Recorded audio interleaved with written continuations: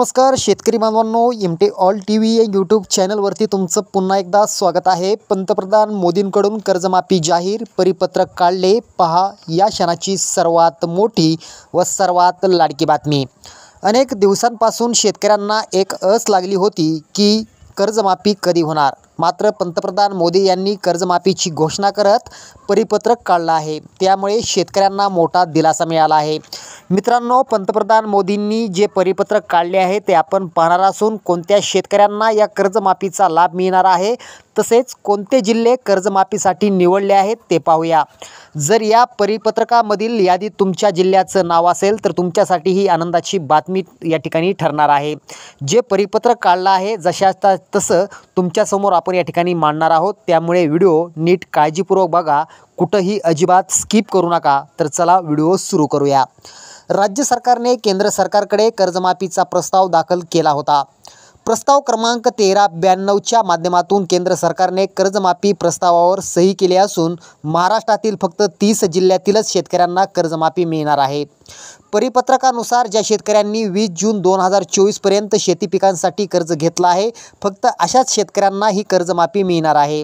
20 जून 2024 नंतर कर्ज घेतलेल्या शेतकऱ्यांना या कर्जमाफीचा लाभ मिळणार नाही, असं परिपत्रकामध्ये जाहीर केलं आहे। आता कोणत्या शेतकऱ्यांना कर्जमाफी मिळणार आहे ते पाहूया। 20 जून 2024 पर्यंत शेती पिकांसाठी घेतलेले कर्ज होणार माफ। तब्बल 2.5 लाखापर्यंत कर्जमाफी दिली जाणार आहे। त्यानंतर सरकारी नोकरदार किंवा सरकारी पगार घेणाऱ्या कोणत्याही अधिकाऱ्याला किंवा कर्मचाऱ्याला कर्जमाफीचा लाभ मिळणार नाही।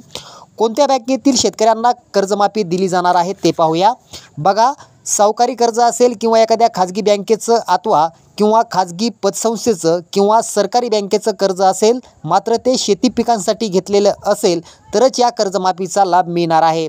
जर तुम्ही घरासाठी किंवा शेती सोडून इतर कारणासाठी कर्ज घेतलं असेल तर ते माफ केलं जाणार नाही। कर्जमाफीसाठी कोणते पुरावे द्यावे लागणार ते पाहूया। कर्जमाफीसाठी तुमच्याकडे कर्ज घेतलेले बँकेचे पासबुक असणं आवश्यक आहे। त्यानंतर तुमच्याकडे आधार कार्ड असणं आवश्यक असून त्यातील सर्व माहिती अचूक असणं आवश्यक आहे। तसंच तुमच्याकडे शेतकरी ओळखपत्र असणं देखील आता या ठिकाणी आवश्यक करण्यात आलेलं आहे। कर्जमाफी किती लाखांपर्यंत मिळणार आहे ते पाहूया। बघा, राज्यातील तब्बल 30 जिल्ह्यातील शेतकऱ्यांना 2.5 लाख रुपयांपर्यंत कर्जमाफी मिळणार आहे। पुढे आपण ते 30 जिल्हे पाहणार असून त्या 30 जिल्ह्यात तुमचा जिल्हा असेल तर तुमच्यासाठी आनंदाची बातमी आहे।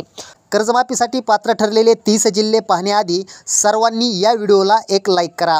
तर बघा, आता कर्जमाफीसाठी पात्र ठरलेले 30 जिल्हे पुढीलप्रमाणे। बघा, पहिलाच जिल्हा आहे अमरावती, दुसरा जिल्हा आहे नागपूर, तिसरा जिल्हा आहे यवतमाळ, चौथा जिल्हा आहे ठाणे, पाचवा जिल्हा आहे पालघर, सहावा जिल्हा आहे नाशिक, सातवा जिल्हा आहे रायगड, आठवा जिल्हा आहे रत्नागिरी।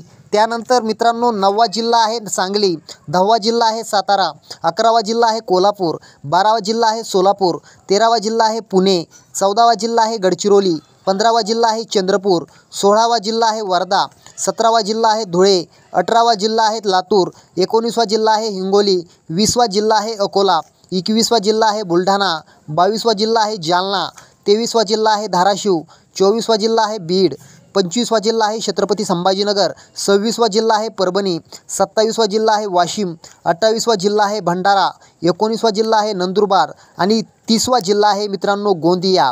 या 30 जिल्ह्यातील शेतकऱ्यांना कर्जमाफी मिळणार असल्याची माहिती समोर येत आहे। मात्र राज्य सरकारकडून कधी घोषणा होणार याकडे आता राज्याचं लक्ष लागून राहिलं आहे। व्हिडिओ पाहिल्याबद्दल सर्वांचे धन्यवाद।